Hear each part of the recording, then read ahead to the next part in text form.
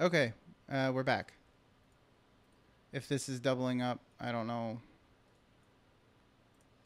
Just gotta make sure I Uh, we'll fi- we'll find out. cancel everything back out.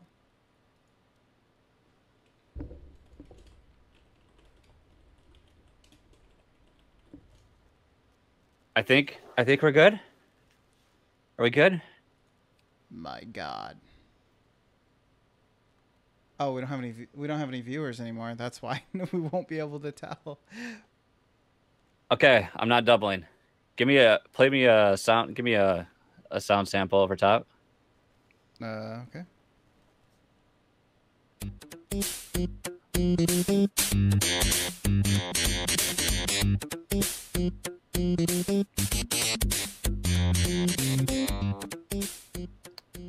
I think we're good. I think we're good. Something in Streamlabs. Okay, so the interesting thing about that is back when we used Voice Meter, I always noticed that the intro music would double up sometimes. So there's Yeah, something weird going there's on there. yeah. Okay, we're back. For you little audio listeners, we Woof. had a snafu. Imagine that. So, those of you guys in the stream, thank you for sticking through it. Welcome back. We are here now. As we put out an update on Patreon, we recently used some of those funds that those gracious few people who contribute to patreon.com/fluxtaposed. We bought a mixer because we were sick of using a digital solution that doesn't work well. So we finally bought an actual physical mixer, and this was part of the bugs of using said physical mixer with our stream setup. So now that we've got that out of the way, how about How about you start the game? I would love to start the game, please. It's not fun anymore. So yes, thank you to everyone helps us supports us on Patreon. We got the mixer. We appreciate it. Thank you again. And here we are. We're back. We're doing this is the show. This is episode 215 of Fluxtaposed. This is how we do things. We have a crapshoot, we have problems, and we fix it, and we press on, Yeah, we my do. friends. Yeah, We we press do. on. And speaking of Patreon, we are going to run a promotion for the entirety, the remainder of this month of June. And this is open to new potential patrons and current patrons as well. If you're a new patron, if you come on board in June, we are going to put you into a giveaway drawing, I guess, so to speak. And for newer, we have tiers, on our Patreon. We have, a $1 tier, a $5 tier, a $10 tier. I think this one's actually mapped out. If you jump between one of the tiers, jump forward, we will also enter you into the drawing, and we're going to give away one of those swag-tastic Fluxtaposed baseball tees. Yeah, those are looking so that, good. that that are very nice. So they're on the site. You can check them out at the Flex to Shop. We'll even let you pick the color. So we want to give those away. And so yeah, little promo to boost the old Patreon, and we're gonna give that away the first part of June. So I don't think we'll even announce it on the show. We'll notify the winner, and we'll announce it on the show as well. But like immediately, like what probably July 1st, which right before the holiday. So you get some swag, a little swag for your bag. So Nice. Josh is here. Cal stopped by to say Fortnite, and that he's not good, but it's fun. Runs well. Rybo is here. I don't know. We might have lost everyone in the chaos that These guys ensued suck. from our bad podcast, but It was to sorry, be guys. expected. We knew it was going to Yeah. happen. I mean, it's just funny that we had no idea what was going to happen, and then that happened. I mean, there's no way we could detect that until the show.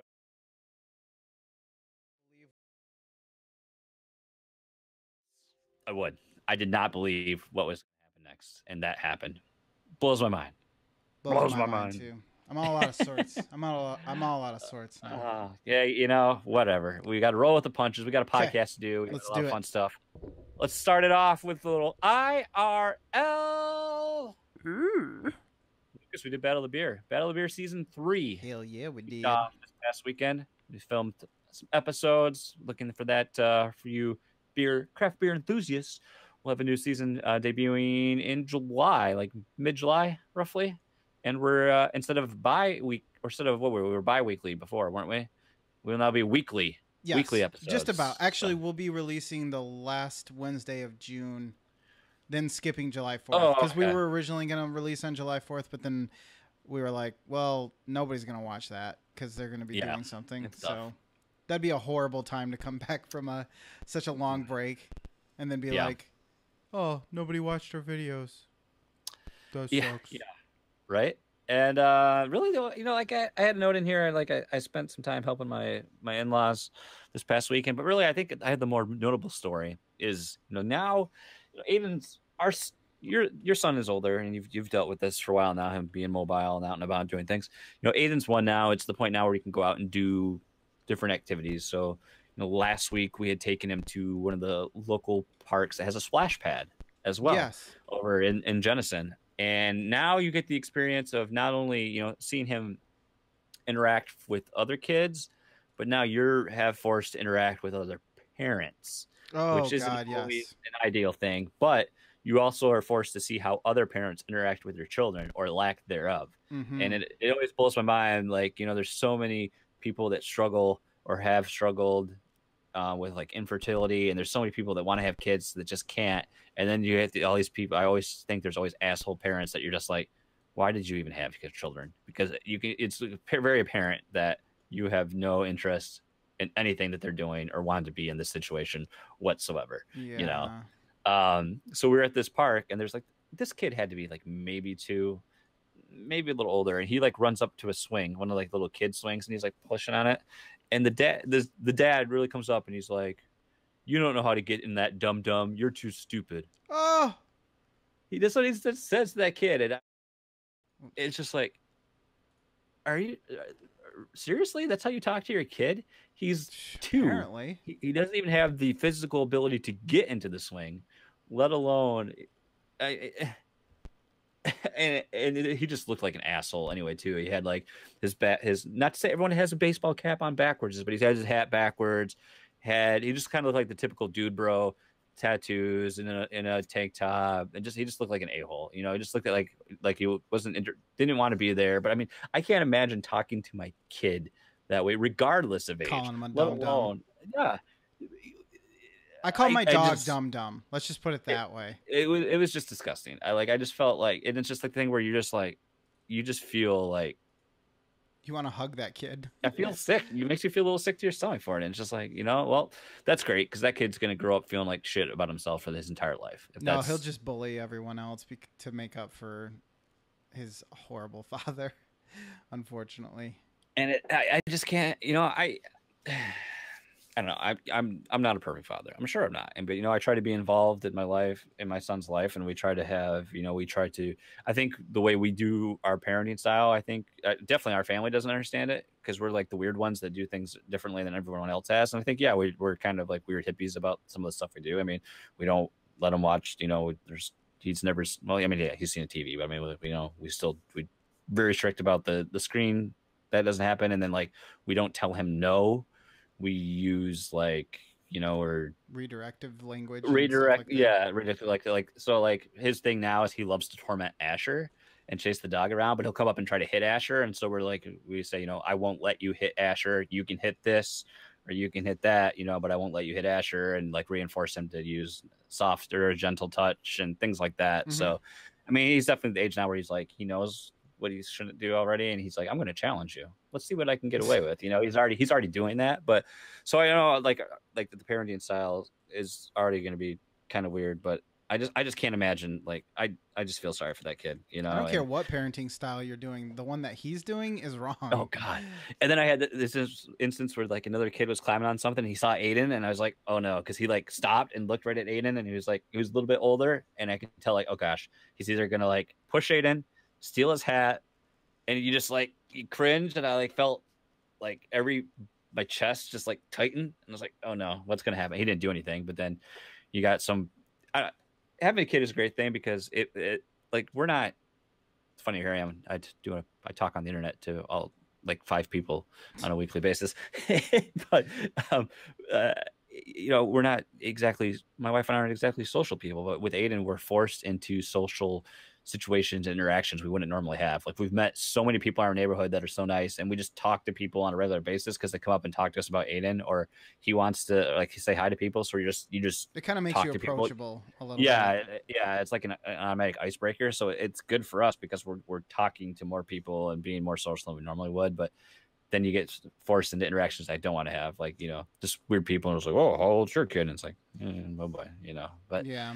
I just couldn't believe when I heard Stop that, touching man. my child, please. I just couldn't believe that, and it kind of goes along with like another topic from a previous show. But I couldn't believe I witnessed that, man. It was just it's terrible. It's terrible. So, Lucas, what's been going on, man? Yeah, let me I don't have any child neglection stories. Well, usually you've regaled us with tales of spousal abuse. So, Other people, my own, but no, none of that this week. I do have a family story though. I decided to wake up and go to church last Sunday or yesterday or 2 days ago, I guess. You had to repent for your sins. Last Sunday, I did. It's not that kind of church. It's a handcrafted rock band church. Press X to worship.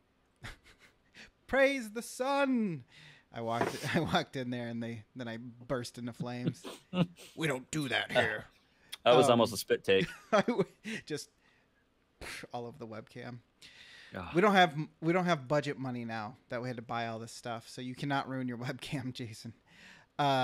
No, so I decided to go to church because it had been a while, and I had said that I would go, once in a while, and I have no problems going. It's just typically what I get into is like, well, if I don't go on Sunday, I can sleep in, and if I do go on Sunday, I don't get a chance to sleep in at all. So, but I decided to go, and we got there, and it was an interesting service because they were talking about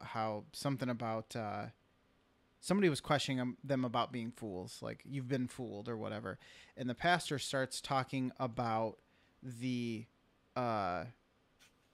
players on the New Orleans Saints that took a knee during the Super Bowl or whatever. I don't remember exactly, but one of the football teams that took a knee during a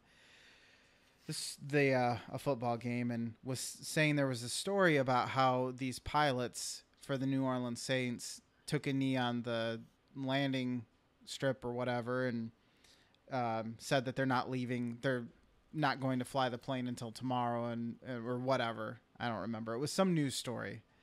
And so he was telling them about this news story, and I'm like, there's people like cheering in the audience about how like these guys wouldn't, because they were veterans. Or they knew veterans, and they took offense to it, was part of the story. And so presumably these other people were veterans or whatever, or support the military. Doesn't really matter. Yeah. And they're going, woo, yeah, clapping for the fact that these pilots didn't fly the plane. And I look at Danette and I'm like, I think I might have to leave, because I thought they were, that's what they were getting into. Like they were going to say that they did the right thing or whatever. I'm like, I don't know if I can be a part of this. So I stick it out for a few more minutes, and the pastor goes on to say, that story that I just read to you and told you was made up. It was put on a fake news website, and it's completely You made are up. fake news. You are fake news. And alternative facts. And I was just like, oh, thank God. I hope those people feel really dumb now, because I don't mind that you're supporting the military, whatever. I don't really care. The fact is you can just keep it to yourself, because you sound like an idiot. And I truly believe that, because if you're allowed to believe one thing, somebody else is allowed to believe something else. You know what I mean? Exactly. Like, no, that's not how this works. You will believe what I believe, and I'm going to tell you why you're going to believe. I'm sorry. I thought this was America. Yo, nice callback. Oh, my God. I love that episode. One of my favorites still. It was a very good episode. One of the few I've seen, actually. So, I didn't mean to get too political, but it was just like, whoa, this just got really awkward. It was almost as bad as when they were talking about rape and when I told that story. So, church is really interesting. Really? It's going to be huge. It was huge. That's great, though. I wonder what those people probably were like. I knew it was fake. I was just playing along. Whatever. I was cheering on. I thought this was church. I thought this was supposed to foster a sense of community. I'm sorry. The thing that should have tipped them off was that the pastor was black and was talking about the, you know, players who were also. So I mean, like he even said they were kneeling for the racial things that they take umbrage with or whatever. So kind of felt like a trap. Like I wouldn't be cheering to my black pastor about how these presumably white pilots were showing them the business or whatever. I'm just like, that's why I'm saying you should just keep your mouth shut so you don't sound like a fool. So needless to say, the pastor, very much demonstrated his point in that people can easily be confused or be fooled if you allow yourself to be. And we won't get fooled again. No, that was the last time. Oh, look, a Facebook article. I have a story. I have a tale about church. Confucius says that he who fart in church must sit in his own pew.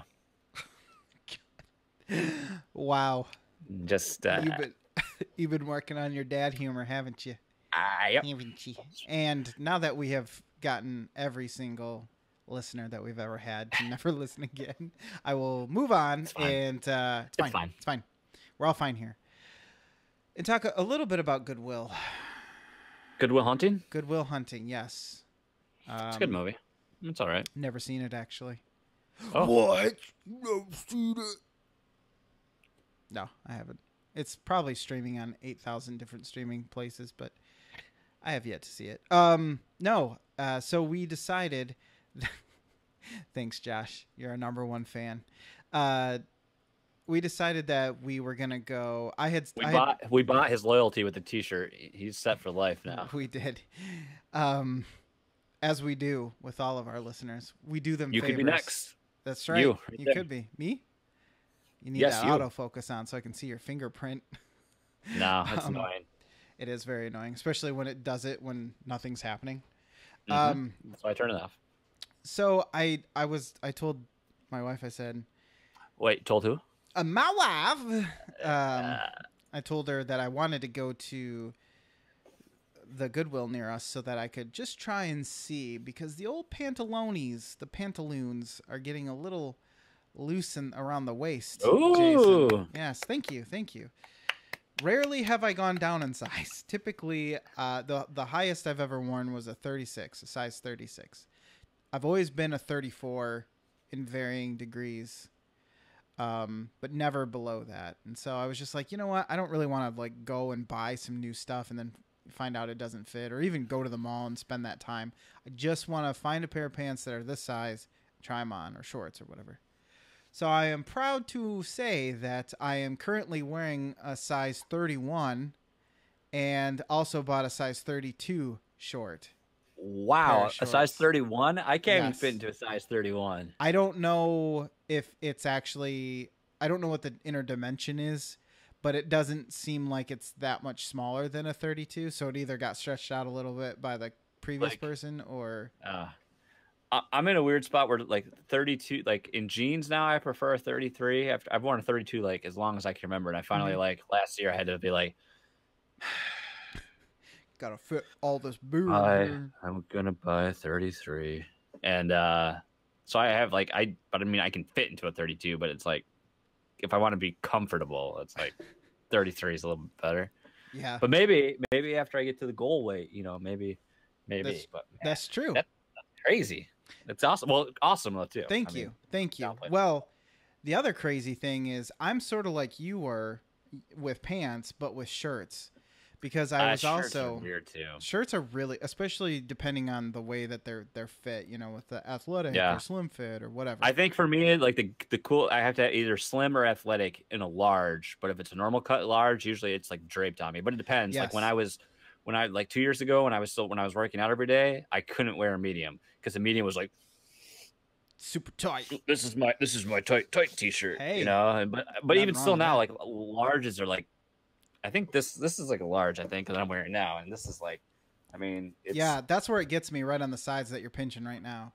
When I can fold it back and I'm like, take an inch off each side and this is what it should look like. I mean, I definitely don't want to wear a t-shirt like I did when we used to live together because I definitely wore too tight of t-shirts back in the day. I do like mine a little tighter.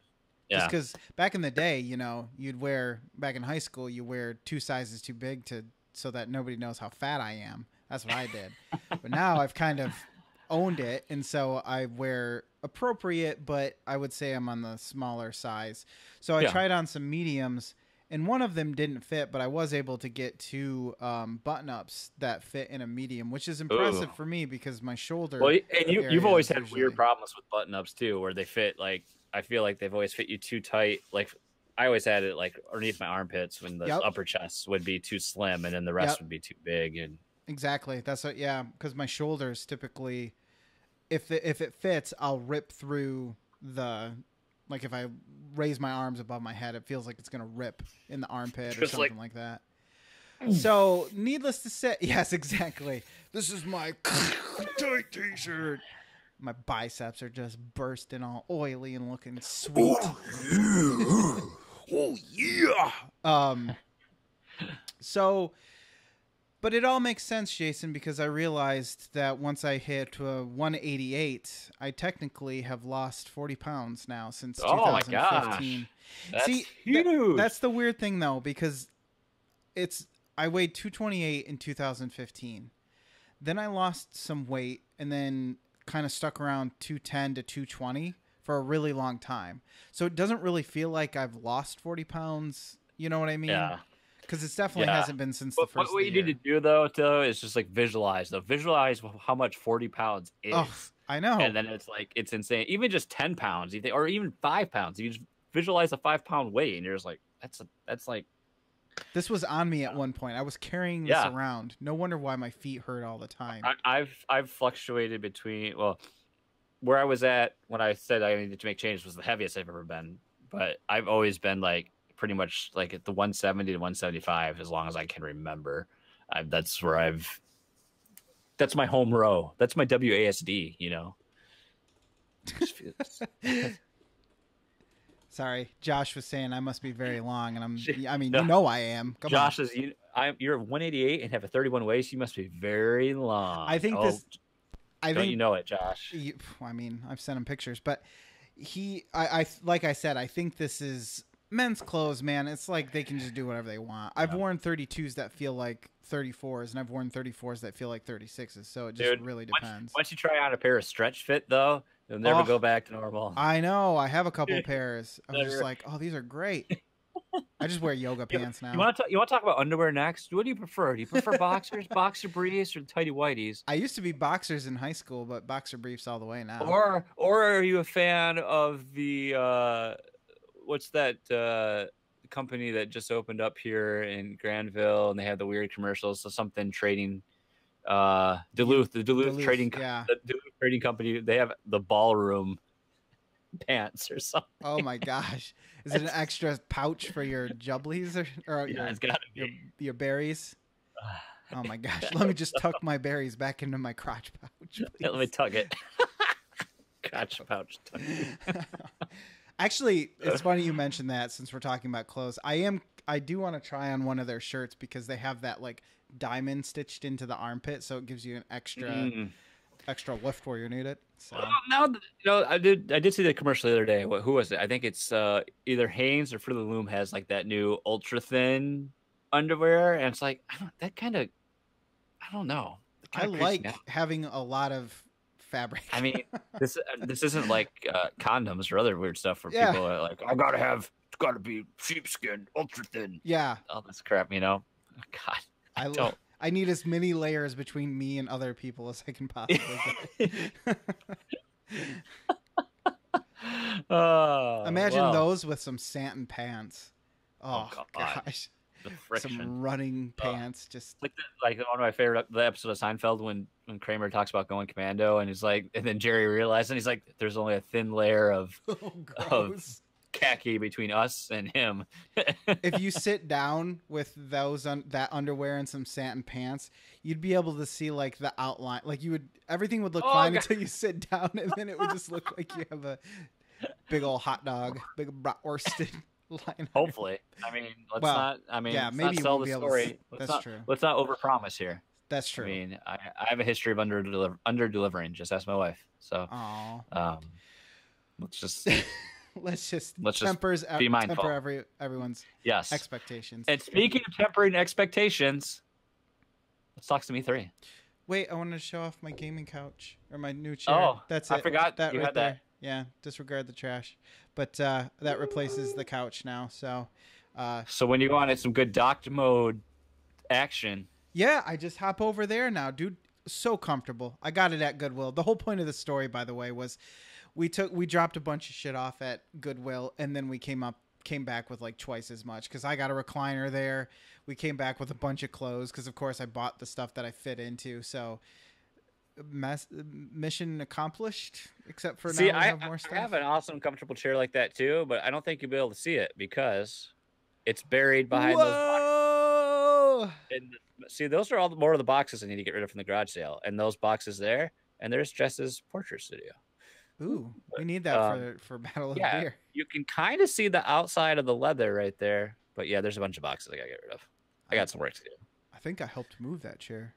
You did, and the recycling's always full now, like always full. Yes, I have that same problem. But anyways, on to. By the way, it's this weird gray green color. It's like the weirdest old. It had to have came from a like grandparents' house or something. But I kind of like it. I kind of like it. That's good.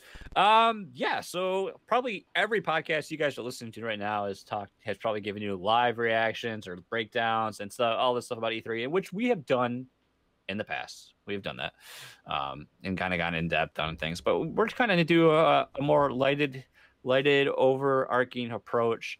And really, when you dig down into it, we had to ask ourselves one question: does E3 still make you come? And I don't, I don't know.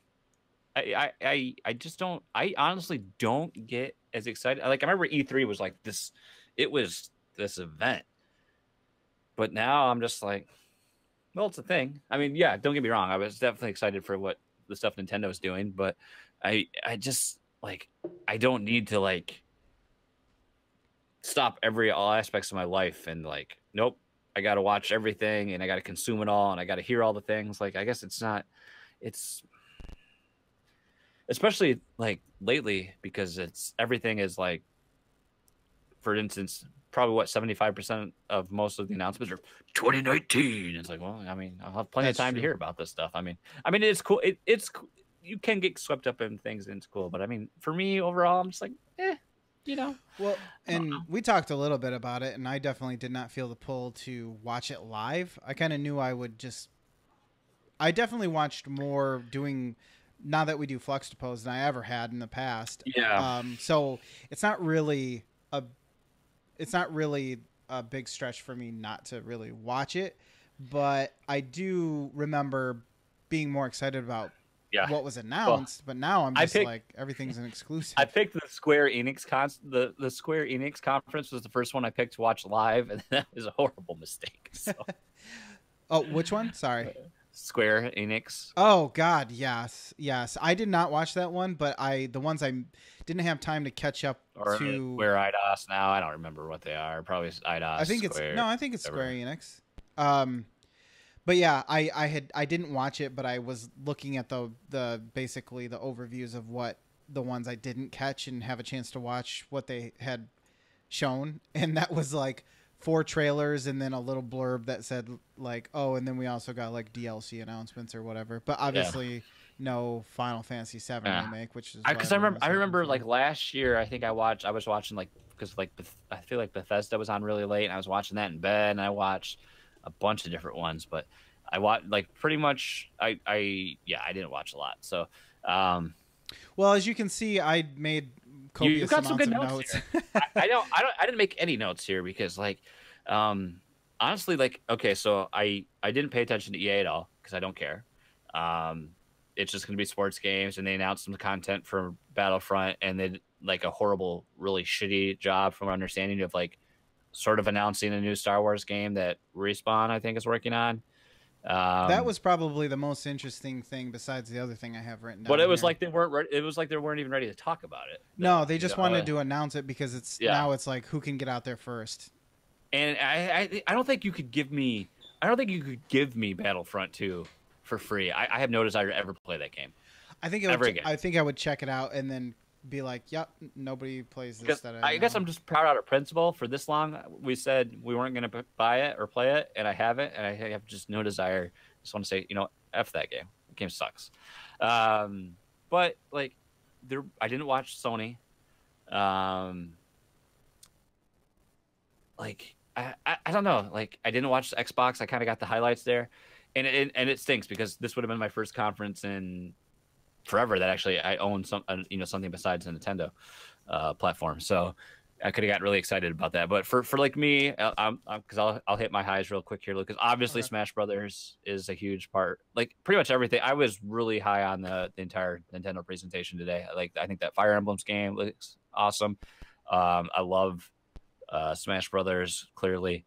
I'm really pumped about another Octopath demo. There's a bunch of stuff there that I could talk more about. But going beyond that, Battletoads coming back. I love Battletoads. I'm Yeah, that happy was to say crazy. that as a kid, I could get through that speeder level. I couldn't get much further than that. I think I'd always die on this little surfboard on the river level with these little whirlpool things. Those would always Oh kill yeah, me. yeah. I think that's right after that Yeah. level, I, actually. I love Battletoads though as a kid, so I'm happy to see that's finally happening. I'm hoping that that's going to be PC playable. I know this is on your list as well, but oh gosh, Cyberpunk Ugh. 2077. Ugh.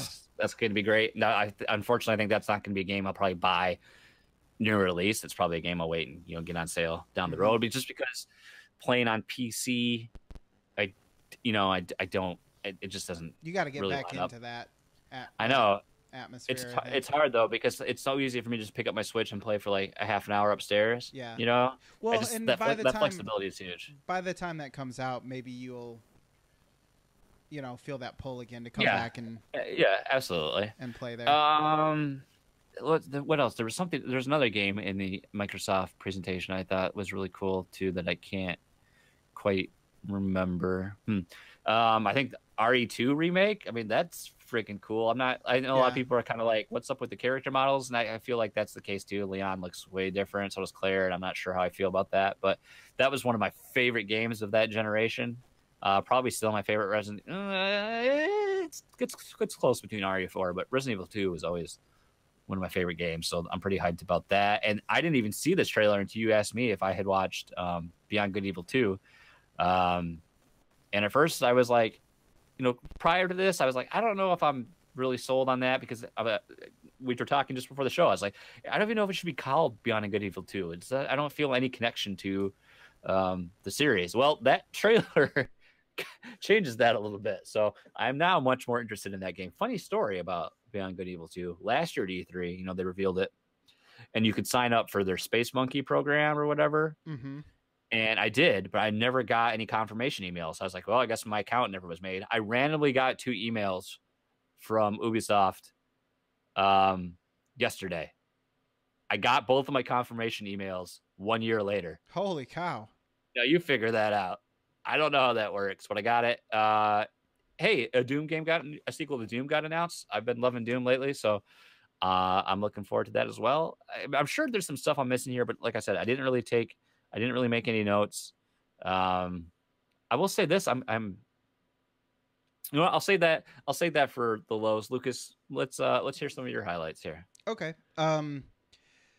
So I watched the EA thing in its entirety for the most part. I did skip a little bit when I saw something I wasn't really feeling that interested in.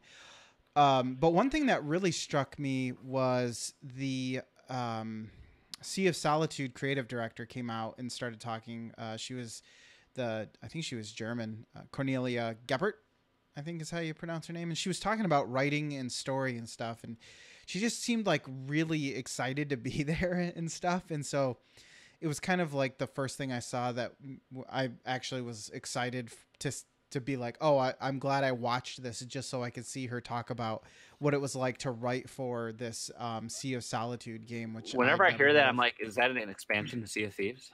Yeah, I get it confused with Sunless Sea or whatever that other game is too, which I think is free on Good Old Games or something if you buy $5 worth of games or something ridiculous.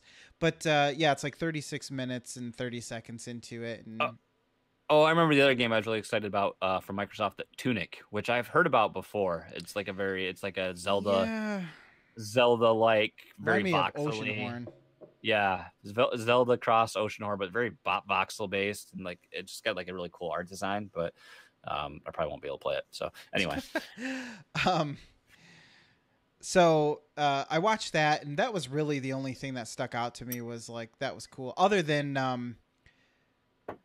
Madden 19 being back on PC, that that's was kind of very hey, surprising. let's get NHL back on PC, then we'll talk. I know, right? But then I think, maybe if I buy Madden 19, obviously not right out of the gate, but Mo will play with you. I would totally do some PSVG Madden 19 If League. they now will it be cross play with Xbox? Xbox. Yes. Because I think so. it needs to, because then Nobody you can else get wants to play a game, but you can get in him and Dan play like the ultimate team through the franchise thing. I think Nathan was doing it too. I miss playing a sports game. That's why I was so upset when I found out that soccer game for the Switch was like all blocky and pixel based. Jules' Soccer Slammers or whatever. Yeah. So if it plays well, I'll still play it. But I was kind of looking for something. Well, and then Mario Aces was a little was okay, and so You I got just need Rocket something. League, bro. I'm terrible at Rocket League. We don't. Yeah. Nobody needs me to play on their team in Rocket League.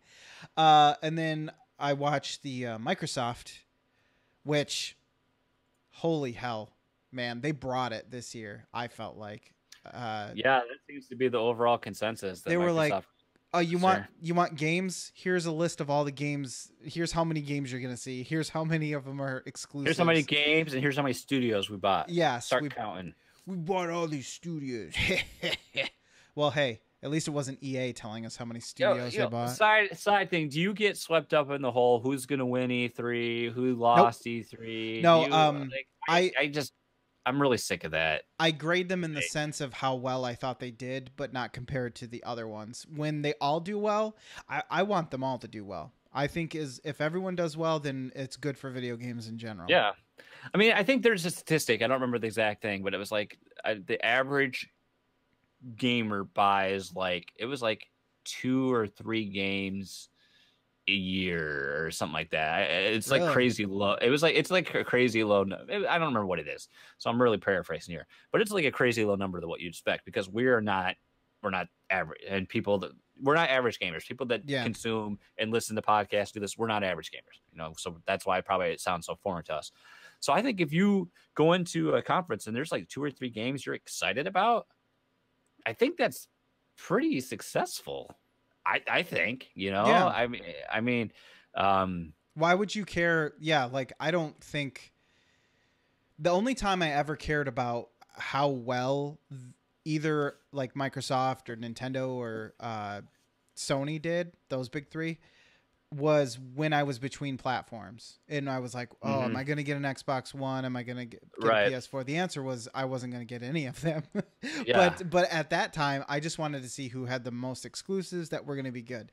But now that I'm kind of comfortable with where I'm at with my Switch and PC, everyone can do well. You're in a great spot though, because you get all the first party that Nintendo's going to have. You can get most third parties on PC, and now with Xbox doing what they're doing, you probably can get a lot of their first party stuff on PC as well. Exactly. I mean, especially like I think what they're doing with Game Pass is awesome. Like, Gears is coming to Game Pass. They announced a new Halo, the new Gears game, a bunch of, they've got a good thing going. But I was going to say this to the lowlights. I also heard rumor that they're going to be ready to like reveal like a new Xbox like next year.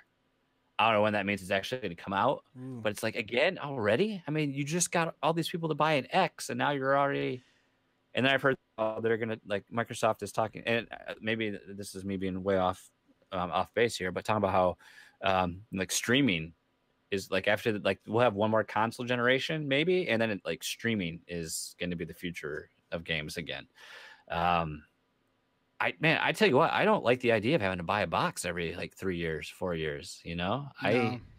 I know technology is rapidly evolving, and studios and publishers want to keep pushing it, so you're forced to upgrade. But I mean, we're not like, how long did 360 last? Like, it was like 10 years, wasn't it? Felt like it. Yeah, it was like 8 I mean, to 10.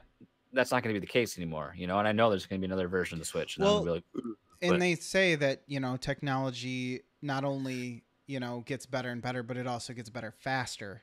So, that's the problem. But and look at what we can do. Look what we can do on PC, though. I haven't sunk money into my PC really in like 4 years, and I can still play a lot of stuff. well, You know? and I think that's because the mindset on a PC is for the games that are PC enabled are let's make sure that as many people can play this as possible. And so they make it with that in mind, whereas with a console, you have your set hardware. So, whatever you can squeeze out of that box is what you get, and it doesn't feel as scalable. I feel like. Yeah. Josh said that Xbox has been around like 5 years, 7 years. When the next one? So, and that is if it's like, are we going to just constantly? Are we going to be looking at? Is it going to be a full on generational step? Or are we talking marginality here, where it's? I think they won't. You know, I think they'll wait till year 8 at the earliest to actually say this will be in stores by holiday. Because you know what, that was a big change in gaming. I think for both of us, it's like, man, I was flying high. The 360 was great, everything was awesome, and then they're like, Xbox One, PS4, and I was just like, well, shit, I'm done. Yeah, because I didn't have the money to afford it, and it just like it sucks because then you're just like, well, I guess I can't play those games anymore because you feel like pushed aside, you know? Yeah. Well, I mean, I think we look at it that way, but I don't think everybody. That's the problem. Well, there's a lot of people that are like, "Well, I'm buying it." Yeah, I mean, exactly. And I mean, the echo chamber I'm around is in PSVG, where I own the least amount of consoles. You and I own the least amount of consoles is PSVG. You know, I only have one now. You only have one. A lot of people have all of them. I know several people in PSVG bought every version of the Xbox. So, yeah. I mean, so yeah, we are a minority for sure. Wow. Sorry, I've totally derailed your highs here. That's okay. You keep bringing it down with how poor we are. Well, and that's. Hey, do you want to talk about should we talk about my medical debt again? That'll be a fun episode. Yes. So I thought Microsoft, anyways, brought it really strong, and the games I was interested in that kind of I was like not really expecting them was Sekiro Shadows Die Twice, which is a terrible tag or sub name or whatever you call it. That was the one that was from Software, I believe. It was basically jokingly said Samurai Dark Souls.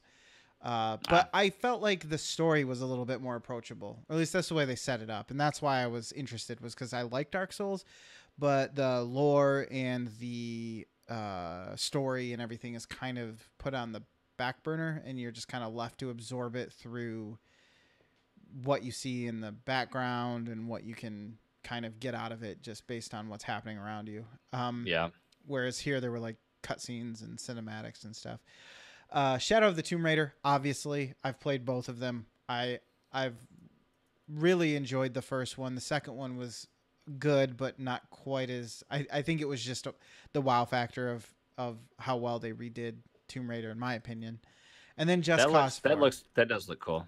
I think it looks like it'll wrap up pretty well. I'm afraid it's going to be too samey as the rest of it, but it looks like it's going to be a little darker, and she'll be a bit more experienced, but still, of course, gotta get wrecked by the environment as usual.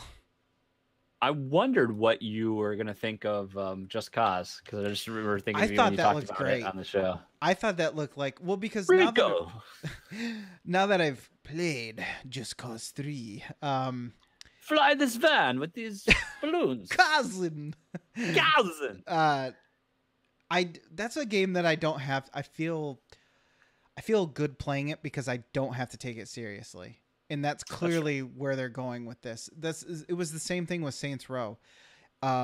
it's just like, here's a game that you can do all the things you normally do in Grand Theft Auto or anything like that, but you don't have to worry about how it affects the story or Michael, the character Michael, wouldn't do that or whatever. Here it's just crazy fun, and you get to shoot things and tether things to other things, and I like it. It's a rollicking good time. Sure.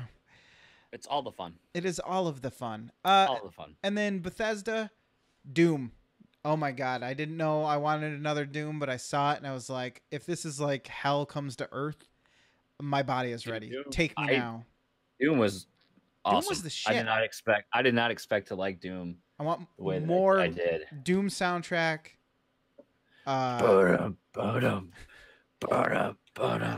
It's so good. It has a really fun game loop. The gameplay loop is just really satisfying. It's snappy. Even though it's repetitive in a way, but it was still just like fun to just do it. Well, I mean, it came down to level design was great and varied to a certain degree, and then the challenges I thought were also set up in a great way. I mean, every time you saw those that chainsaw, that double barrel shotgun were so satisfying to use. It's so satisfying, man. It's just really fun. Ubisoft. I didn't watch Bethesda. I didn't watch Ubisoft. Those ones I had to catch more in here's all the trailers that were for this. I don't see Sony listed in your notes here. Yeah. Sony, I didn't bother watching. I did check out the thing, but I was like, you know what? I can't play any of these games anyway. So however it turned out, that's good for Sony.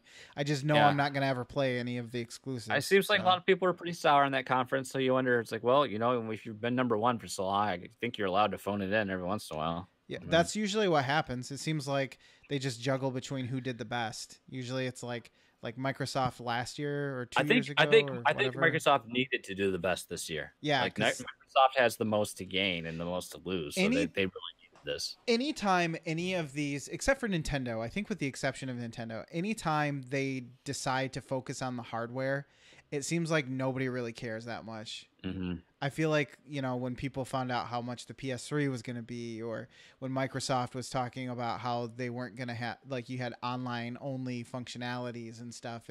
They always take these huge missteps when they're talking about their own hardware. Nobody cares. Nobody cares because they want to know what the resolution is, how can I stream Netflix from it, and what are the games. That's all they care. Don't go into specifics other than that, in my opinion, anyway. Mm-hmm. So Ubisoft. All I cared about was Beyond Good and Evil 2. Honestly, I don't know what I looked at. Like you were saying, you were like, I don't even feel like this was a Beyond Good and Evil thing. But then you see it at the end. Other than the characters, as in they're part animal, part humanoid, or whatever. But it's been such a long separation of graphical style and everything that it really just feels like two completely different things. So thematically and through story, they're really going to have to link that together, I feel like, and really bring the feel of the first one. But it looked good, and man, I know it's pre-rendered, but the human characters looked amazing. Yeah, I mean, I hate when that's what we get, when we just get a trailer like that. But like we said, I don't want to spoil it for anyone that hasn't seen it. But this was nice because it connects this to the greater Beyond Good and Evil world. Which, because I thought before, the big appeal for me from Beyond Good and Evil was this. It was this fantasy fairy tale-esque story, and I don't know, I've said it in the past, this Alice in Wonderland type experience, and I felt like now we're getting away from that with just some crazy space exploration focus, but hopefully there's more. And I mean, obviously the game is very early on in development, so right. And I think the first one didn't really make any, you knew you were on a world and there was more out there, but space exploration wasn't really a big part of it. So it always seemed like you were trapped on Tatooine or something like that. What was the name? Oh gosh, what was the name of the planet? Oh gosh, really? Oh gosh, I don't. I'm not gonna remember Do you that. remember, the stuff from the vending machine? A Starkos. Starco, yeah, because there's a hockey player that has his last name's Tarkos, and I always think of Starkos every time I think it's Tarkos anyway. I want to say one was like Atlas and then something else, or Tanis or something like that. I can't remember. But Tanis is also that chicken Borderlands, so I don't remember. I think Atlas was the name of the bad guys, wasn't it? Oh, the Atlas Maybe? Corporation. Yeah, that could be. The Iris Network is who you worked for. Hillis. Hillians. Yeah, okay. There it is. Hyruleans. And so, speaking of Hyruleans, and then I did watch the Nintendo Direct. The only time I've ever like watched a Nintendo Direct, and two, the only thing I watched live from E3. And I watched it with you guys actually on PSVG and the Nintendo Shack. Wait, you were able to hear it over Caro like screaming and freaking out? That was my joke. That was my joke. Was she would scream about something and like she would say, "Oh my God, Wolf looks so good in Smash Brothers," and then I would type, "Ma, Wolf is in Smash Brothers." Because that was her reaction basically. I wish I had her enthusiasm. She was so. I know. Quote her, fucking excited about everything. She was literally doing the squee thing that you always see. Squee! Oh yeah. That was horrible. I'll never. Yeah, I think you picked a good direct to watch. You know, here's the big difference. Like Square's presentation and Nintendo's very similar. Just boom, boom, boom. All no stage presence. Just all pre-shot, but Nintendo does it so much better. So much better. That should be their tagline. Nintendo does it so much better. And we still have more Treehouse stuff coming, which they've already they announced. Like I missed the Treehouse the stuff. Splatoon tournament and the Smash Bros tournament. I want to go back and watch, but they announced during the direct, they only said the Splatoon 2 expansion wasn't coming until summer. Then they announced during the Splatoon stuff that it's tomorrow. So they're always doing some reveals and stuff like that. So I think that we might still get a couple, it's not notable pieces of information, but small nuggets of stuff. I love me some small nuggets. But we'll have a direct in definitely the fall. I feel like we'll get another Nindies direct too. So it's cool. I'm excited for you to be able to consume those because they're always just fun little things. And that was the big thing was none of these really speak to me the way that the Nintendo one does because now I'm wearing the red colors, So this is they're speaking to me. The guy that's in a Nintendo suit, literally wearing the red colors. Yes. Dude, that Fire Emblem game, I wasn't expecting to be so big on that. I think that looks really awesome. Freaking cool. I think I didn't know if you saw when I was you nailed calling it. Yeah, doesn't that's what it look like? Fire Emblem meets Total War. Yeah, exactly. Which I kind of want to go back and play. I kind of want to see if I can get one of the games on 3DS for cheap use because I kind of want to go back and because I've never played a Fire Emblem except on mobile. It's a little scary for me because I'm much like Xenoblades. I'm kind of like Xenoblade or whatever. Xenoblade's a whole other monster. It's when you name when it's number 2 and I'm I don't know who anybody is or what's going on, I feel a little like I'm just jumping in the middle of things and missing out. But then at the same time, I don't have 240 hours to go back and play all of the other games and probably don't even have the means.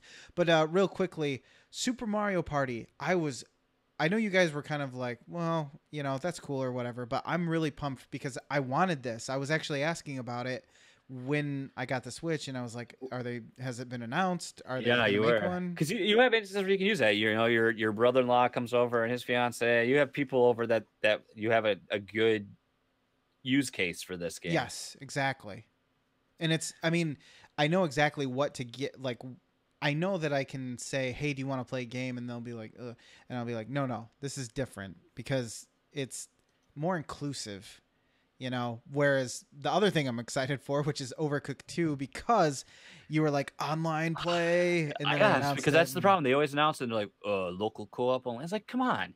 That's not an option for me. I'm not going to find 3 other people that are going to want to play Overcooked. Jason and I don't go to the mountains camping and bring our Switches like all those millennials do in their commercials. Okay. We sit at home and talk about how we have games. Kids. exactly. Ugh. And then, like you said, the Resident Evil 2 remake, I didn't see a lot about it because Isaac like came over and started looking. I'm like, yeah, can't watch the rest of this. But the zombies, I saw the part where they were where Leon was in the sewers, and those zombies look friggin' scary as hell. Or that conversation he has with the wounded police officer, which I didn't even remember that scene until I saw the comparison to the original game. Like, oh, it's that cop that he's talked to that's dying. And I was like, oh, they really took liberties with that. But I was like, wow, what a difference, you know? It's so weird because I remember more about that particular Resident Evil, the second one, than I do the first one. But I also think I played more of the second one. Like the first one, I think everyone always remembers the dogs. Think Chief, remember for crazy Chief Irons, like who's like performing taxidermy on the mayor's daughter or whatever? Oh God, yeah. Like, that's so weird. And I'm really interested. Do you think they'll have Mr. X? Well, he has like different names. He was like Mr. X, and then what else is like the big dude in the hulking trench coat that he only shows up, I think, in the second missions that comes through. He kind of plays the role of Nemesis and Resident Evil 3. But, yeah. But you don't fight him, do you? Or do you? No, yeah, you do. Yeah, you do. Yeah. God, I forgot about that. That was Resident Evil 2 so rewarding once you got the custom Magnum, and then you could just shoot that gun in any direction on the screen, and every zombie's head would just go. Wow. I feel like the Magnum in any game is always like hand cannon, basically. I need a Magnum for my Magnum. Gross. All right, so those were my. Those are your highs? Put the highs and my unexpected gems. The unexpected gems were the ones where I was like, I didn't know I wanted this, but I do. So. I think lowlights. I definitely have to be like Square had some cool stuff they showed, but like the whole way they did it was just terrible, and it was just like that. It was done. Like Sony, I said, I don't know if they should have their own conference. Like right? all these publishers getting conferences seems weird to me, but yeah, Sony. Nobody still knows what Death Stranding is. How many EAs are you going to see that? Final Fantasy, is that just never coming out? I think that's the case. They were hiring. I heard a story that they were hiring, and I don't think it's supposed to release until 2020 or something like that. It's ridiculous. A game I'm on the fence on is Fallout 76. Like, I'm just not a big Fallout guy anyway, but like being able to play with people is interesting. But... It didn't look like Fallout to me, though. It looked like they made a multiplayer co-op shooter in the world of Fallout. And that's why I'm withholding judgment right now, because I want to see more story stuff, because what they've said is interesting. I mean, that's being one of the first people to walk out of a vault. Like, it's one thing to be the first person to walk out of your vault, or the only person to walk out of that vault, and then there's already been everyone's gone and it just feels empty. Yeah, it's already been long gone, and it's already changed, and this is just the way things are now. Whereas here, you're gonna see like the chaotic infancy of the new world, and like that's cool. But is it gonna be cool, or are they just gonna focus on multiplayer and it's just gonna be a bunch of fetch quests? And I didn't know how I felt about the monsters they showed. Yeah. Oh, did you see Starlink? I did. I don't know what to make of that yet. I need to actually watch some gameplay, because the idea of being able to play as Fox, I'm immediately interested.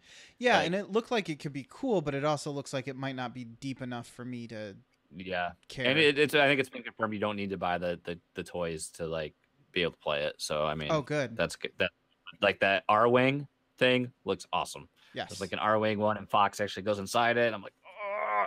But that's what he said when he went inside it too. But I don't know about that, and like I'm not. I mean, it's cool that we're getting good companies making mobile games. Like that's cool that there's a Elder Scrolls game coming to phone, and there's another Elder Scrolls game announced, but just that one looked like they put effort into it at least, and I was just I shrugged my shoulders and was like, okay, that's cool, I guess. I've tried numerous. I've tried with Skyrim. I've tried with Oblivion. I've tried with what was the one before that? Morrowind. Morrow. I think I played Morrow 1. Is that Morrow 1 was like the one everyone loved, wasn't it?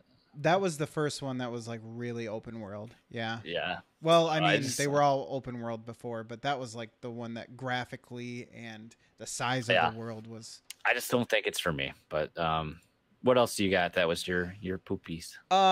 Well, EA, I think besides Square reasons. Enix, they just had not a great showing, and then they showed like this 10 to 15 minute match of like this Command and Conquer Rivals or whatever, which is mobile, right? Yeah, it's a mobile game, and they had like a one of the people who does esports commentary, and then another guy doing it. I'm just like, I don't care. Nobody here cares. Like, it's cool that you can play this game or whatever, but no, why did you take 10 to 15 minutes to show me this? I don't, whatever. Bethesda with that Starfield teaser, that was a worthless teaser. That sucked. Like, hey, we're making a thing. Same thing with the Skyrim. I don't need to see a wallpaper with your game's title on it. That is, I mean, I'm glad that you're announcing it, but don't expect me to react like, oh my gosh. Yeah. I felt like if you take those things out, Bethesda didn't have as much as it seems like, but they created hype with, oh, what's Starfield? Well, I don't know. They showed me the logo. Cool. Yeah. I know it's a thing now. That doesn't really mean anything to me. Ubisoft, I saw they did a VR game, and then I looked at it. I'm like, oh, it's horror. Okay, another VR horror game. Please stop making VR horror. It's like movie making. Everyone is just like, oh, I can make a horror movie. And you can't even get the VR horror game you want. Resident Evil. Yeah, exactly. Talking about Resident Evil. Release that. Sony, release that and open it up. You hear what Sony's doing with Oculus. Fortnite? They're not going to play nice. Like if you have your Epic account linked to a PlayStation ID, you can't use that Epic account to play Fortnite anywhere else. No. Wow, they really are just the kings of a whole Even city. if you unlink it, it still can only be linked back up with the Sony account. So you like. So let's say you bought a ton of DLC and you're like, oh, cool, I want to play with this account on the Switch with people, or nope, you can't do it. You know what I say about that? Wow. That's they like between that and no crossplay, they're just really like, we're gonna take our ball and go home. If you guys. Yeah. I hate them now. No, I don't hate them. Greatness awaits, man. God, I almost didn't even remember that was their thing. That's what they say. And then again, my last thing was like, I saw Square Enix. I'm like, I don't even know why I'm here. None of this looks good. Kingdom Hearts 3.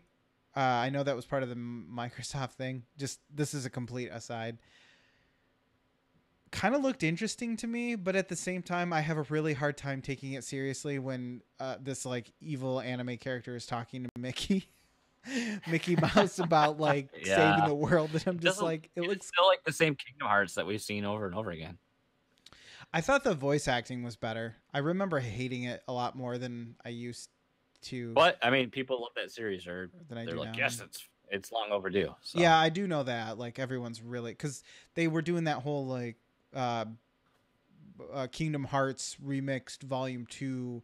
The Zora sessions, or I don't know. I just know they were making a bunch of spin-off titles that nobody wanted. So, but yeah, overall, I'd say, for me, and I guess if we want to do closing thoughts, for me, the big thing was watching the Nintendo thing, and then just seeing kind of what each of these companies were releasing that I could possibly get. And yeah. I mean, I have a couple of things I'm excited for, mostly from Microsoft, because, I mean, Cyberpunk 2077. Oh, my God. Like I told you, that's the only company that has earned enough respect, besides maybe Blizzard, to give me a pre-rendered trailer about a game, and I just go... 80 Snow, yep. Yeah, I'm getting that at some point. Yeah, I think that's a fair statement. So, that was I think for me. As a whole, I think this was there's some ups and downs with the shows, but I think as a whole, this was a really good E3, and I think there's multiple things out there for everyone to be excited about, and I think that's the important thing. You know, we're gonna have show floor impressions from outlets for a few more days yet, but I think as a whole, I think this has been a very successful E3 so far. I'm excited for Smash. I was already going to play it because I knew everyone else was going to play it, but to see that it's ultimate and like now I can Oh my get all that God. content I missed out for years. Every character? Are you kidding me? I did not expect that. I did not expect him to go. Every character that's ever been in Smash is in this game. I kept going, Game & Watch. Where's Game & Watch? Where's he? I love Game & Watch. I know he's a terrible character, but I think just his moves are hilarious and ridiculous, and in the amount of like, you know, you have the ink characters or whatever, and but then you have like 8 of them. I mean, there's so much variety here. It's crazy. Did they say how many new characters they'll be releasing? Or talking about? They haven't yet, I don't think. Or how many of those what do they call them? The alpha characters or the Echo I can't remember the echo characters. Thank you. Yeah, they didn't say how many of those are either. And those are shared moveset characters? Is that what that is? Yeah, they're the same character movesets, but they'll be slightly different. Like, I think one might be slightly slower but hits harder. So there's slight tweaks in how they play. One might be a little faster, jump higher. That's kind of cool. Those type of changes that just make them play slightly different, but they're essentially the same character. Okay. I can't imagine there would be more than like 2 or 3 new characters. Yeah, I think besides the one that they announced, there's got to be a couple more on the way that we haven't seen. I just picked this up from the PSVG chat when I was scrolling through earlier that I think Sakurai, who's the main developer, the main guy behind Smash, had said that he had noticed that a couple bugs I saw during the tournament, and he was like, I gotta fix it, and he left. He's going back to Japan, not even staying for the rest of E3. He's going back to start working on it. Yeah, if I remember correctly, part of it is that he's such a workaholic that these games just sap so much energy. Like he was like supposedly never going to be like the Smash for Wii U was gonna his like magnum opus. He was going to be done because he almost killed himself working like the hours he was putting into it. So it was like he wasn't going to. That wasn't it. He wasn't gonna do another Smash game, and yet here he is. So, but I mean, where can you go from Smash Ultimate? I mean, if it plays well and people like it, man, I don't know how you have to go to at that point Smash as a service. Really, I mean, let's not go down that road, please. I mean, I don't know how, but yeah, I'm definitely like I want a Saturday night streaming event, Saturday Night Smash. I really want that to be a thing. That would be awesome. Because I plan to play a lot of this game. You know what I want? So you better get good. I want Simon or Trevor Belmont to be announced as a character. I really do, and I can't believe it hasn't happened.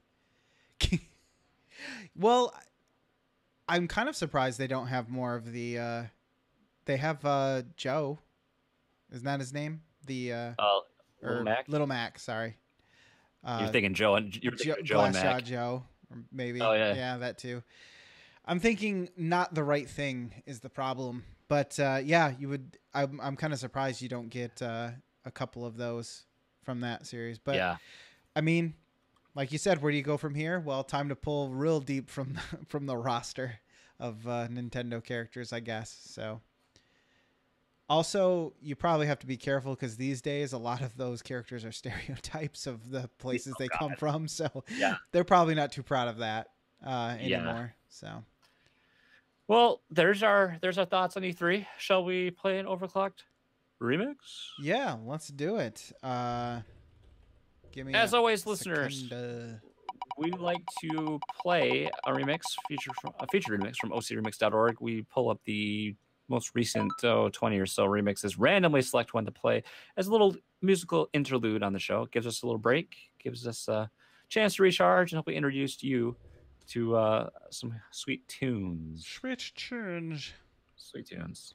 Jason? So, yeah. Do you want to know? It's number 4. Number 4. All right. Well, speaking of Final Fantasy, our remix tonight is coming from Final Fantasy VI. It's called Ecstatic Heights. Our remixer is Rebecca E-Trip, who we've plotted and torn down at the time, which I'm sorry, Rebecca. It wasn't very nice of us. Get her on the show. Yeah, right. I can't even get DJ Pretzel on the show. Again, Ecstatic True Heights, enough. Final Fantasy VI, released 1994 on the Super Nintendo Entertainment System. The music, of course, by the great Nobuo Uematsu. Our song is Mount Colts. This is symphonic and energetic. We're doing things a little bit differently, so I got to stall a little bit for Lucas to get the song ready. So, Lucas, just give me a little nod when you're good to go. Final Fantasy VI, I don't believe... Have I played that? I can't remember because Well, that Final would Fantasy be VI is that the Final is that Final Fantasy 3? Yes, I believe so. Yeah, and then there was the whole thing where you got the unreleased Japanese versions. I don't know. It's all confusing. But anyway, we'll play that remix. Someone that's smarter than me can chime in on the comments. Like, you guys are dumb. You don't even know Final Fantasy. It's true. So we're going to play this. Again, it's called Ecstatic Heights, and you can find this remix and so much more at ocremix.org. We'll be back after the break for a little What You Plan. So stick around.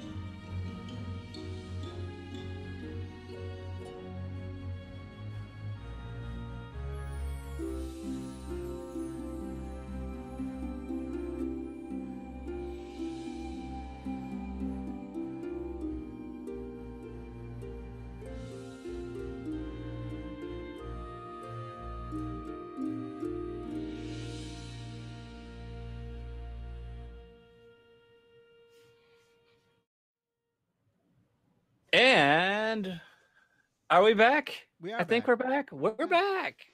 we got to kind of guess sometimes. We're back. Thank you for that. Was a good remix. It was good from the standpoint of it being a good song. I don't know how well it was to. It's another lullaby that's going to put everyone to sleep, is what I'm saying. Also, it would probably help if I knew what the. Yeah, I've been listening to a lot of symphonic remixes because I've been playing. I won the Transistor soundtrack from Megadads on a giveaway they had. Mm-hmm. So I got that on compact disc.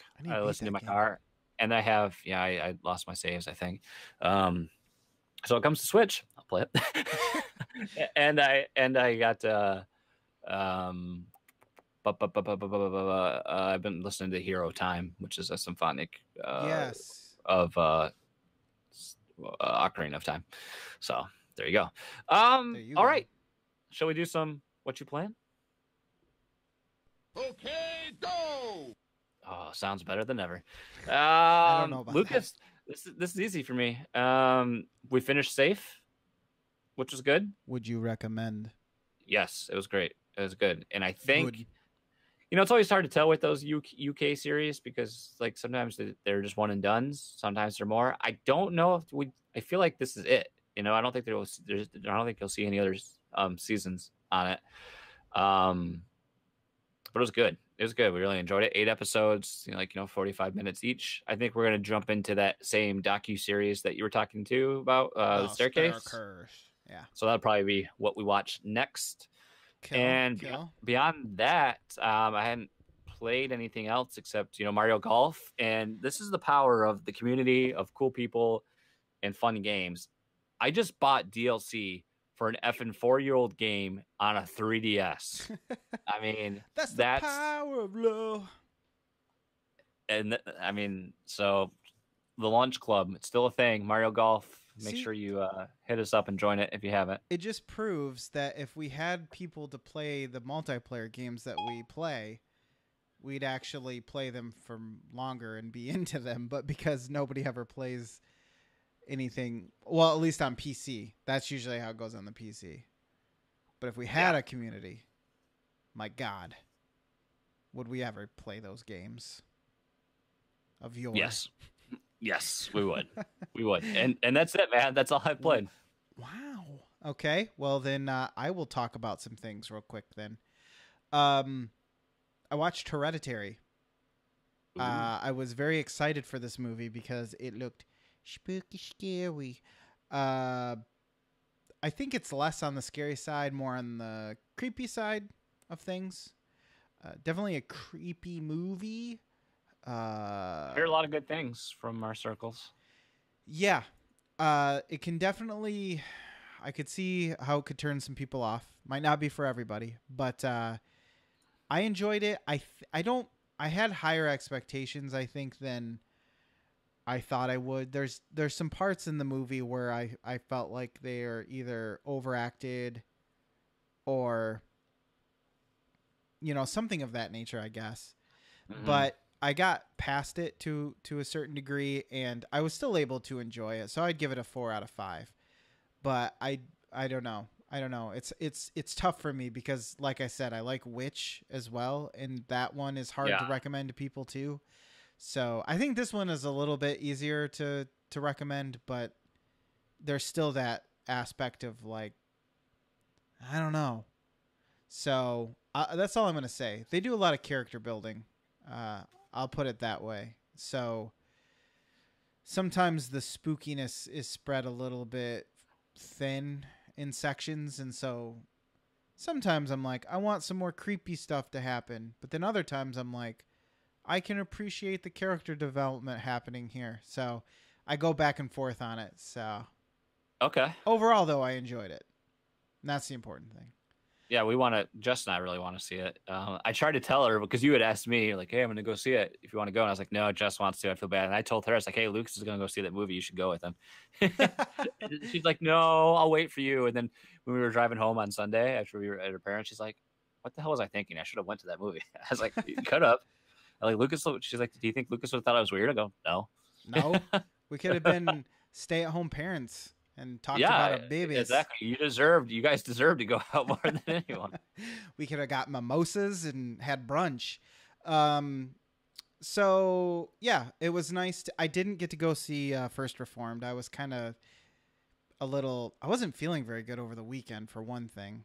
And then Yeah. just not 2 nights in a row, but one whole weekend of going to the movies just seemed like a lot. So I'm probably going to go see that some point the rest of this week. Oh, sorry. No, that's okay. Zelda Breath of the Wild. Jason. I know. I beat it. I know it's dude. coming. You did it. I did it. I'm so excited. I killed Ganondorf. No, I forgot to grab my Switch because I was going to check my playtime and my stats. Oh yeah. Because I wanted to see how many shrines I completed and stuff. Poop. Let me see just a second. No, I didn't bring it down here. Oh well. I'll put it. I don't know. I'll put it in the episode art. How about that? No, I'm just kidding. I would guess that I'm somewhere between 55 and 60 hours. I didn't do everything. Yeah. I mean, I missed some side quests. How many shrines did you end up getting? Do you remember? That's kind of what I was trying to look. I think I was around 50, I want to say. Well, here, let's put it this way. I had a nearly maxed out stamina meter except for one. So that's what, 5 upgrades each for each level, or 4. Mm-hmm. So there's 8 times 4. So whatever that is. 32. And then I had 16 hearts minus 4 for the, well, no, minus 5 because you start with 3 or 4 hearts. I think it's 3. So you start with 3. So minus 7 for what you start with, and the ones you get for defeating the divine beasts. So 7 times 4 is 28. Or no, sorry, not 7 times 4. 9 times 4. 36. So 36 plus 32. 32. So 66? 66 or somewhere. So I'm going to say somewhere around 60 then. 60, Okay. 65. I believe the math checks out, but don't quote me on that one. I was not a math major. That was a fun calculation I just did there. That's impossible. You can't. There's not even that many shrines. It felt like it. Can I put it that way? It felt like I did 60 shrines. I bet it did. I liked a lot of the game. I felt like well, here, let me just tell you about my experience. When I got the memories, there were 3 of them that were I didn't know where they were, so I just looked them up because I didn't understand. I couldn't see anything that would tell me where they were. So one of them was Hyrule Castle, which I suspected, but I wasn't 100% sure. That was number 11 or 12 or something like that. No, 10 maybe. Another one was in the forest near that swamp in Hyrule Fields. And then the last one was... where was the last one? Oh, the picture of the horse. The one that is a statue, this horse statue. I didn't know where that was. So they all ended up being kind of around the same area, all kind of in that Hyrule field, which makes sense now that I think about it because I avoided a lot of that because of the guardians that are kind of in that area. So I did those and I got all the memories. So that was interesting. I'm glad I did because without those, there is not much of a story other than you go and defeat. Like if you want it to be like the Nintendo original NES experience where you don't have a lot of story and you just go fight things, you can have that if you don't do the memories.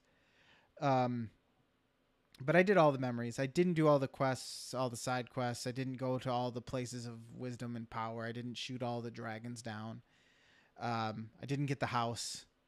But what I did do, Jason, is to get to Ganon, I skipped everything and swam up some waterfalls. I know that I walked into one of the gatehouses or whatever, and there was like this Lionel or something to beat, and that was tough. I didn't kill it. I died, and so I was like, screw this. And so I just went up. I just used the Zora armor or whatever and swam up all the waterfalls and got up there with like no problem. And then yeah, dude, I tell you what, you need to get like good at fighting Lionels, because when you can just burn them down in 2 seconds, it's so I bet it feels awesome great feeling. because I hate those. Yeah. They're like one of the toughest enemies in the game. So the fight with Ganon was interesting. Part of me is like, well, that wasn't really that hard at all, because I felt like he looks cool. He's very intimidating, and it took me a long time to whittle his health down, because it was hard to close in and get good hits on him, just based on the size and the way he moves and stuff. But he crawls up on the wall, as you know, and that part wasn't really that hard at all, especially when you have Garoots, or not Garoots, Daruk, right? Daruk's, Darude Sandstorm. Daruk is on fire. When you have his protection, especially when I was like, what the hell? He's got like gold armor now? What's going on? All I had to do was have him shoot at me, and I blasted it back, and it would phase him down. So then the other part of me is like, well, that makes sense, because I actually used all of my powers, even Mipha's Grace, when things got a little hairy. Did you find that the fight as a whole to be kind of underwhelming? Yes, because I felt like, well, I didn't really struggle that much. Yeah. And as an end boss, you know, he looks cool. He looked the part, but yeah, I felt like and you had the option, because you don't have to get all the champions, but you don't have to get their powers. You don't have to get all the divine beasts. You know, you could just go and fight him, and he'd have more health because of what happens. But oh, really? I mean, yeah, because I'm sorry if you guys, spoilers for Legend of Zelda. See if you haven't finished yet. Or 2 years. But yeah, because there's that shot where they hit him with their blast, right, and then it knocks his head. Yeah. Okay. So otherwise, yeah, that's true. So it's just like, you kind of just want a little more out of it. And I was kind of expecting to see him in a different. Well, we do see him in different forms, but a humanoid form as well. I was kind of expecting. Yeah, he looked scary, but he definitely didn't. He didn't look familiar until you do the Beast version of him, where he looks very much like his original form from the first and second Zelda. Yeah. Where he's kind of that pig thing. Where here he's like a boar. And by the way, that reminded me of Princess Mononoke. Like, like the music. The music in the entire part of that game is amazing. From like once you enter that area of Hyrule Castle, you immediately get the like a rendition of the music from Hyrule Castle in Link to the Past. Yes. Which was awesome. And then just even if I didn't recognize the music, it all sounded really epic. It was awesome. You know, the memories all sounded great. So the music there was really, which is weird because the game itself doesn't have it has music, but you don't hear a lot of it while you're out adventuring. So it was nice to get those in there. Soundtrack's very subtle. Yeah. Otherwise. And then, I mean, I shot him with some light arrows and banished the darkness. Save the world. Save the world. Save the cheerleader. Yeah, Save the world. I knew I was going to say that. So, all in all, I guess if I had to give this thing a score, I'd probably give it an 8 out of 10, I think. I'd give it a 64 for Nintendo 64. There you go. It was a lot of fun. There were some things I didn't like about it, but honestly, I just was having too much fun exploring, and it's just nice to feel like it's a game that doesn't feel like anything you get on PC, and that's awesome. Like that's I like that separation. If it ever goes on sale, I would say check out the DLC. Oh yeah, I want to. They're like unique standalone experiences, like the Trials of the Master Sword was one of the greatest accomplishments I went through to say I finished that off, and it's just fun to do. And then the Champions Ballad or Ballad of the Champions was really cool too. Plus you get that motorcycle, I was gonna say, I heard you get a motorcycle. Yeah, I will look out for those to go on sale because I definitely will come back to this at a later time probably. Yeah, you're warranted some time away. And I don't have all the armor and stuff too, so wouldn't mind getting that. Shovel Knight. I played some more of it, and I was telling you, Polar Knight is a giant a-hole. His stage is awful. I imagine it would be easier if you had the armor that lets you keep your footing. I'm assuming that means you don't slip on the ice. I have no clue though, because I don't have it. I'm wearing the purple armor right now. I'm getting the magic points back, because I like to use my magic. But Polar Knight as a boss was probably the first one I had a lot of trouble with, because when he scoops up the snow and it turns to spikes, whew, yeah, look out, instant death, like many of those games back in the day. Yeah, that'll happen. But I'm still having fun with it. I just wanted to say Polar Knight was an a-hole, basically. And then lastly, I am still playing Fallout New Vegas. I have not given up on that game. That's kind of what I'm focusing on now. But it's feeling a little bit like a walking simulator. And the reason why I say that is because of the way that I'm playing it. I'm trying to get a little further in the story so I don't wash out on secondary stuff like we have talked about how we tend to do. It's like your journal fills up with all these secondary quests and you're just like, this is taking me in a completely different direction than the main quest. What the F am I supposed to do? Yeah, exactly. So it's feeling a little bit like a walking simulator because you're trying to figure out who shot you in the head, right? And why they want you dead. Well, the main quest keeps sending you to different places. And when you boil it down, it's like, hey, walk to this area or walk to this city. All right, well, the last time I saw this person was over here. Walk to this city. And it's a very circuitous route on the road there, which, of course, you don't really want to stray from when you're lower level because you're going to get pwned by rad scorpions and all sorts of things. I just want to point out that all this happened because Fallout 76, that I'm not even sure I'm going to like, was announced. But I have not beat this game, so it's not like I'm replaying something I've already beat before.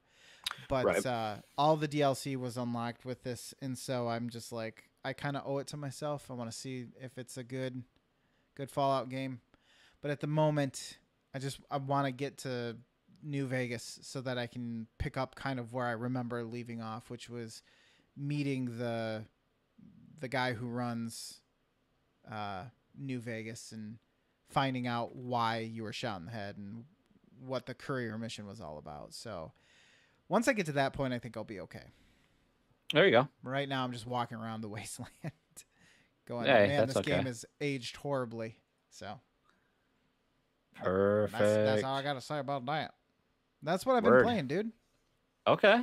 Well, you beat the things. Would you say I was pushing it to the limit?